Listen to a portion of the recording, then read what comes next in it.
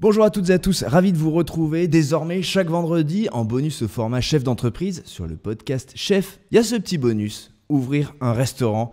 Ce petit bonus, c'est le fruit d'une rencontre, ma rencontre avec Adrien. Salut Adrien. Salut David. Adrien, tu es le boss d'Entrée. Entrée comme entrée plat dessert, comme entrée, bienvenue. Entrée, en tout cas, c'est une entreprise que tu as montée pour accompagner ceux qui veulent ouvrir des restaurants. Exactement. L'idée, c'est que toi, tu te concentres sur toutes les tâches qui viennent en plus de la cuisine et du concept pour que les chefs, eux, se concentrent justement sur leur métier et puissent ouvrir leur restaurant sereinement. Chaque semaine, avec toi, on revient sur une des thématiques, justement, toutes les choses qu'il y a à faire quand on veut ouvrir un restaurant. Aujourd'hui, tu vas nous parler d'un truc qui paraît très technique, mais qu'il faut maîtriser, et c'est ton boulot. C'est là pour ça, pour que les chefs, justement, n'aient pas à y penser. On va parler de la puissance électrique et du gaz. C'est quoi le truc technique, justement, qui bloque le plus de projets? Ça en fait partie? Oui, bah forcément, la puissance électrique, c'est hyper important parce que c'est ce qui te fait tourner tes machines correctement. Ouais.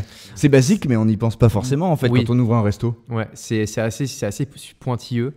Sans énergie, en fait, ton produit, il est mort sans être né. Ouais. Donc c'est... Pas de resto, pas d'énergie, qui... pas de resto, ça paraît bête, mais... Ouais, exactement. Donc il y a plusieurs choses à prendre en compte en amont et plusieurs pièges à éviter. Ok, ce qui compte, tu vas nous dire comment faire, mais c'est en fait en gros de vérifier la puissance. Est-ce qu'il y a suffisamment de puissance pour faire tourner le concept tel qu'on l'a prévu? Est-ce que tous mes équipements fonctionnent correctement? Est-ce que j'ai la puissance adéquate pour mes équipements? Qu'est-ce qu'il faut faire du coup? Dans un premier temps, c'est quand tu cherches le local, l'idée c'est de demander un peu les rapports énergétiques, donc EDF, savoir en fait à combien tu peux aller en puissance électrique. En gros, quand tu visites un local, il faut que tu demandes la puissance actuelle du local. Exactement. Souvent, c'est 16-36, donc c'est du tarif bleu chez Enedis. Donc, c'est le local qui est un peu... C'est normal. Ok. Ensuite, tu as comparé ta puissance par rapport à ton concept. Ouais. En gros, est-ce que la puissance actuelle de mon local va me suffire à faire ce que j'ai envie de faire avec mes 25 friteuses? Si tu fais beaucoup de cuisson, forcément...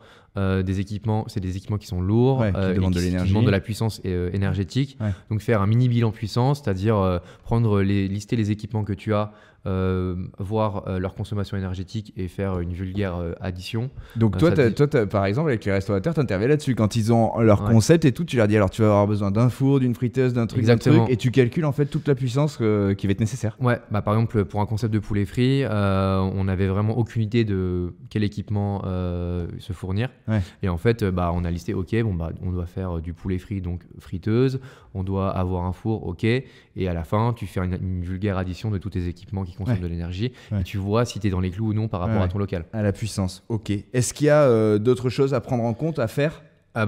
Forcément, si tu n'es pas en adéquation avec la puissance de ton local, il en faut des ajustements à faire. Ouais. Et donc, du coup, c'est... prendre en compte ce temps d'ajustement et le coût d'ajustement. D'accord, c'est quand si on a besoin de plus de puissance que ce que permet un local, ça va te demander quoi, de l'argent en plus? Ça va me demander un peu d'argent et de temps. J'avais un franchisé à Toulouse, il avait besoin d'une puissance électrique qui était supérieure à son local, donc du coup il a contacté Enedis, plus 4 mois d'attente et un devis à 20 000 €. Ah ouais, alors ça c'est des trucs à prendre en compte quand même, parce que tu te rends compte que ton resto il va ouvrir 4 mois plus tard, possiblement, enfin même pas, parce qu'après tu peux avoir des travaux qui viennent ensuite. Et c'est un billet en plus, quoi. C'est ça, tu peux commencer les travaux, mais il faut se dire que tu ne pourras pas ouvrir avant 4 mois. Qu'est-ce qu'il ne faut pas faire, justement, quand on envisage ces points, justement, de la puissance nécessaire dans un local? Déjà, c'est négliger tous ces changements. Se dire, ça va me prendre une semaine, il faut juste un percement auprès du mur et la semaine d'après, je peux ouvrir. Non, la preuve, je parlais avec un restaurateur qui voulait ouvrir et en fait, s'est rendu compte qu'il n'avait pas la puissance électrique adéquate, donc plus 4 mois de délai, où tu ouvres en cru, quoi. Donc c'est un peu compliqué. Et ensuite, c'est compter sur une autre source d'énergie. Par exemple, au Café de l'Usine, on a la possibilité et la chance d'avoir 2 énergies. Donc on a le gaz et l'électricité, mais installer le gaz, il y a peu de copropriétés qui acceptent. Forcément, c'est plus dangereux.